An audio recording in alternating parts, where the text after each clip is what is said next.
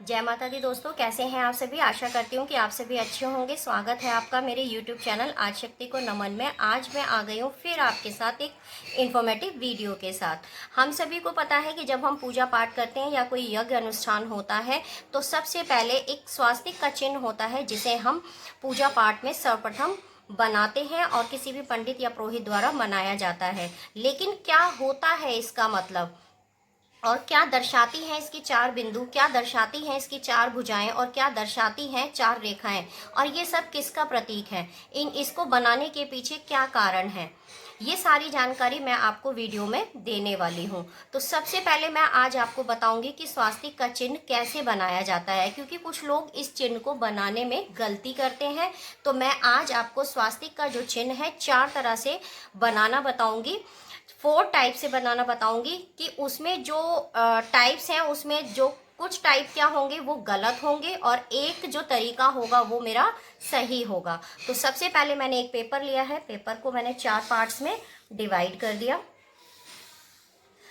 आप लोग ध्यान से देखिएगा कि बहुत सी जो महिलाएं हैं वो क्या गलती करती हैं, जब कभी किसी मंदिर या पूजा पाठ करके बाहर से आती हैं तो अपने घर की जो मुख्य दरवाज़ा होता है उसके दोनों तरफ जो है दहलीज पर जो है सातिये का निशान बनाती हैं। तो वो कैसे बनाती है, ऐसे उन्होंने एक प्लस का साइन बनाया और सातिये को बना दिया इस तरीके से।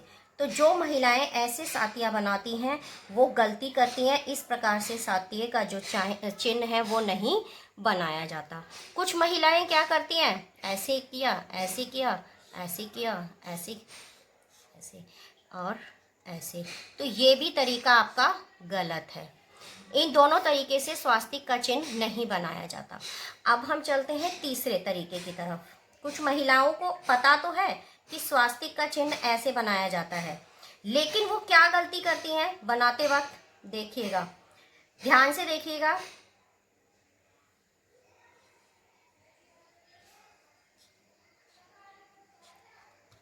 ऐसे, ये भी आपका तरीका गलत है।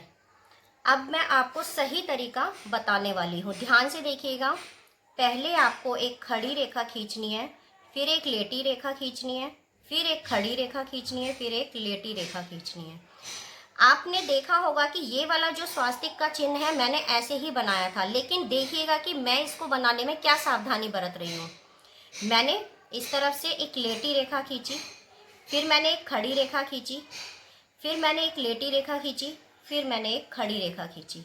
अब आपने देखा होगा कि जब मैं यहाँ केंद्र बिंदु पर आई तो मैंने अपने जो पेन है या फिंगर का जब मैं इस्तेमाल करूँगी तो मैं इस रेखा को इस तरफ नहीं लेकर जाऊंगी।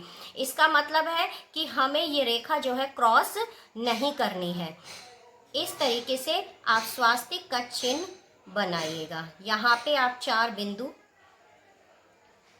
और ये हमारी 4 रेखाएं जो स्वास्तिक के चिन्ह में बनाई जाती हैं, और ये हमारी 4 भुजाएं। तो आज मैं आपको अपनी वीडियो में बताऊंगी कि ये जो 4 रेखाएं हैं ये किसका प्रतीक है, ये जो 4 भुजाएं हैं ये हमें स्वास्तिक के चिन्ह में क्या दर्शाती हैं, और ये जो बिंदु है ये किसका प्रतीक है। एक यहाँ पे मिड में बिंदु लगाया जाता है जब हम स्वास्तिक के चिन्ह की पूजा अर्चना करते हैं। तो ये तरीका जो मैंने आपको बताया ये स्वास्तिक के चिन्ह का सही तरीका है। अब मैं आपको रोली के माध्यम से स्वास्तिक का चिन्ह बनाना बताऊंगी।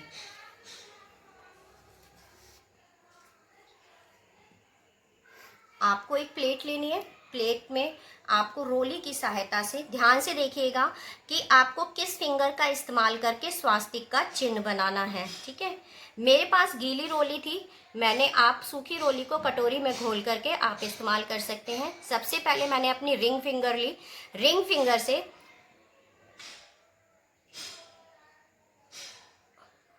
ध्यान से देखिएगा कि मैं कैसे बना रही हूँ। मैं इसको डार्क कर रही हूँ जिससे कि ये बना हुआ सुंदर लगे।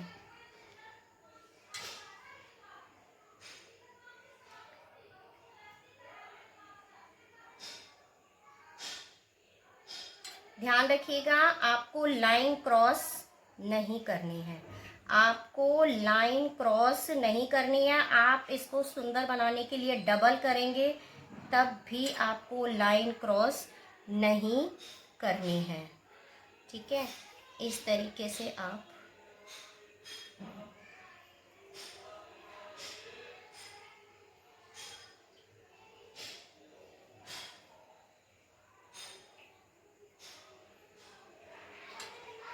ये आपको 4 बिंदु लगाने हैं ऐसे। ये आपको पूजा अर्चना के करते वक्त जब आप बिंदु लगाएंगे। और ये आपकी हो गई एक छोटी रेखा और एक ये आपकी बड़ी रेखा।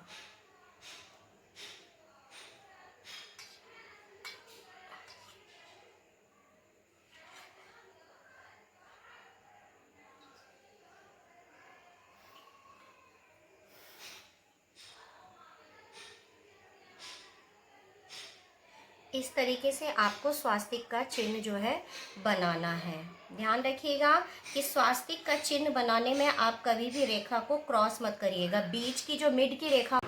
जय माता दी। जैसा कि अभी मैंने वीडियो के माध्यम से आपको स्वास्तिक चिन्ह के बारे में बताया कि स्वास्तिक चिन्ह कैसे बनाना चाहिए और कैसे नहीं बनाना चाहिए और किस प्रकार उसको हमें बनाना चाहिए, ये सारी जानकारी मैंने वीडियो के माध्यम से प्रैक्टिकल करके आपको बताई। अब हम चलते हैं कि स्वास्तिक का चिन्ह जो है हमारे हिंदू सनातन धर्म में इतना महत्व क्यों रखता है और इसकी जो 4 रेखाएं हैं, 4 बिंदु हैं, 4 भुजाएं हैं, ये हमें क्या दर्शाती हैं और ये किसका प्रतीक है। स्वास्तिक का चिन्ह किसका प्रतीक है, पूजा पाठ में इसका इतना महत्व क्यों है।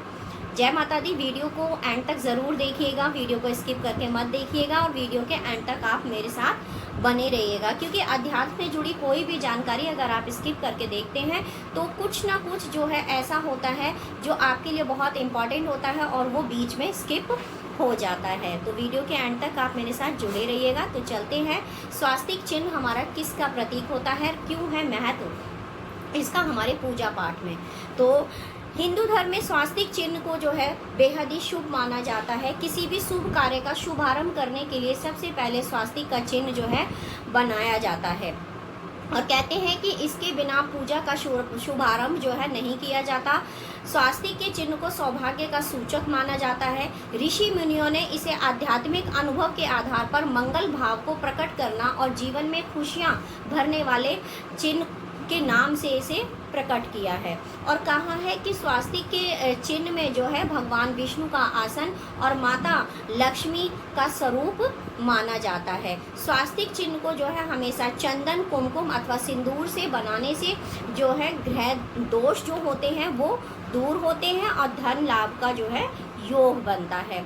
माना जाता है कि घर में स्वास्तिक का चिन्ह अगर बना हो तो माता लक्ष्मी को प्रसन्न किया जा सकता है और माता लक्ष्मी जो है प्रसन्न होती हैं।